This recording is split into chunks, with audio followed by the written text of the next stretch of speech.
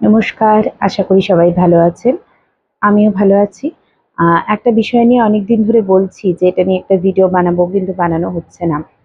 আমি আমার ডায়েট চার্টে কিন্তু ভাত, রুটি পুরোপুরি বাদ দিইনি। কার্বোহাইড্রেট বাদ দিইনি পুরোপুরি। যদিও ফ্যাটি লিভার বা এই পেট বড় হয়ে যাওয়ার মেইন কারণ কিন্তু সিম্পল কার্বোহাইড্রেট বেশি পরিমাণে ইনটেক করা। মানে আপনি তরকারি যতটা খান তার থেকে তুলনায় কিন্তু ভাত বেশি খান। এটা কিন্তু সব মানুষ এটাই স্বাভাবিক। ডাল দিয়ে ভাত মেখে খাবেন, শাকসবজি তরকারি দিয়ে ভাত মেখে খাবেন, মাছ দিয়ে ভাত মেখে খাবেন। এটাই আমাদের বাঙালি ঘরে চলে। কিন্তু আম যখনই আপনি ডায়েটে কার্বোহাইড্রেট বাদ দিয়ে কিটো ডায়েটে চলে যাবেন, আবার যখন ফেরত আসবেন বা যখন মনে করবেন এবার অনেকটা ওয়েট লুজ করে ফেলেছি, এবার আমি একটু ভাত রুটি এগুলো ইনক্লুড করি, ডবল গতিতে আপনার ওয়েট বাড়তে শুরু করবে।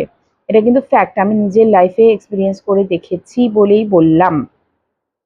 এবার কেন এটা হয়?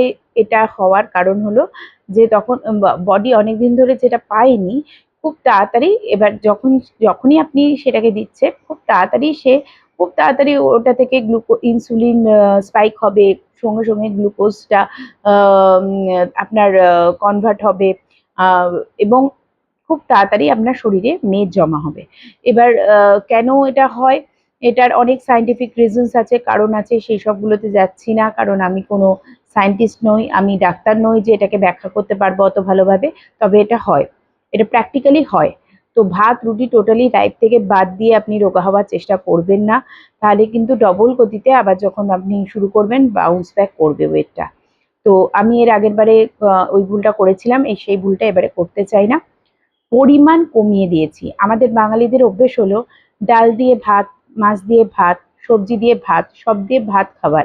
কিন্তু আমি কি করেছি, ডাল দিয়ে ডাল, মানে ডালটা শুধু চুমকে খেয়ে নিলাম। ভাত শুধুমাত্র যে কোনো একটা তরকারি মেখে খাওয়া যাবে সেটার মতো ভাত নেই।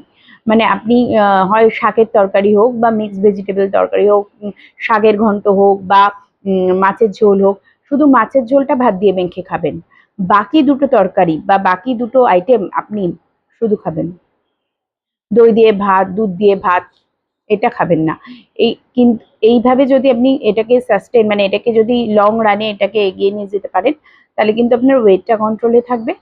আর ওয়েট কিন্তু মানে আপনি একদম খাওয়া ছেড়ে দিলে রোগা হয়ে গেলেন, খাওয়া ছেড়ে একদম কাঠি হয়ে গেলেন, কিন্তু আবার যখন আপনাকে খেতেই হবে, সারা জীবনে আপনি ভাত খাবো না বলে থাকতে পারবেন না। যখনই খাবেন ডবল গতিতে কিন্তু ওয়েটটা বাউন্স ব্যাক করবে। তো এটা হলো আমার লেসন, লাইফ লেসন, আমি যেটা নিজের লাইফে দেখেছি।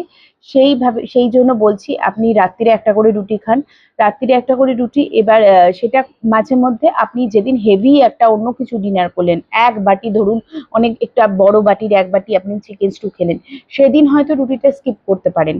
কারণ আপনার ওটাতেই তার মধ্যে চিকেন আছে, অনেক সবজি, পেঁপে, গাজর, তার মধ্যে রাঙালু অ্যাড করতে পারেন, তার মধ্যে আপনি বিনস, এই এত কিছু অ্যাড করে জিনিসটা অনেক হেভি হয়ে যায়। সেদিন আপনি রুটিটা স্কিপ করতে পারেন। আদারওয়াইজ রুটি দিয়ে সবজি, রুটি দিয়ে সয়াবিনের তরকারি, রুটি দিয়ে ছোলার তরকারি, আচ্ছা ছোলাটাও একটা কনসেপ্ট, সেটাও আমি পরে একদিন আলোচনা করব। এটা কিন্তু একটা রুটি খেতেই পারেন, একটা আটার রুটি আপনি রাত্রিবেলা খেতে পারেন। আর ভাত কি কতটা নেবেন, না একটা তরকারি মেখে খাওয়া যাবে সেরকম পরিমাণে ভাত কিন্তু রেগুলার ডায়েটে রাখুন, রেখে রোগা হন। টোটালি বাদ দিয়ে ভাত রুটি বাদ দিয়ে রোগা হওয়ার চেষ্টা করবেন না। কোনো কিছুই টোটালি বাদ দিয়ে রোগা হওয়ার চেষ্টা করলে যখনই সেটা আবার আপনার লাইফে ফেরত আসবে, আপনি ডবল গতিতে ওয়েট বাড়াবেন। এটাই আজকে আমার টিপস। আশা করি আপনাদের এটা পছন্দ হবে। আর আপনাদের যদি এটা ভ্যালুয়েবল মনে হয়, আমার এই টিপসটা ভ্যালুয়েবল মনে হয় যে আমি কিছু ঠিক বলছি, তাহলে একটু আমার এই ইনিশিয়েটিভটাকে আপনারা লাইক করুন, একটু ফলো করুন আমাকে, আর একটা কমেন্ট দিন। এটাই রিকোয়েস্ট করব। আজকের মতো এ পর্যন্তই। টাটা।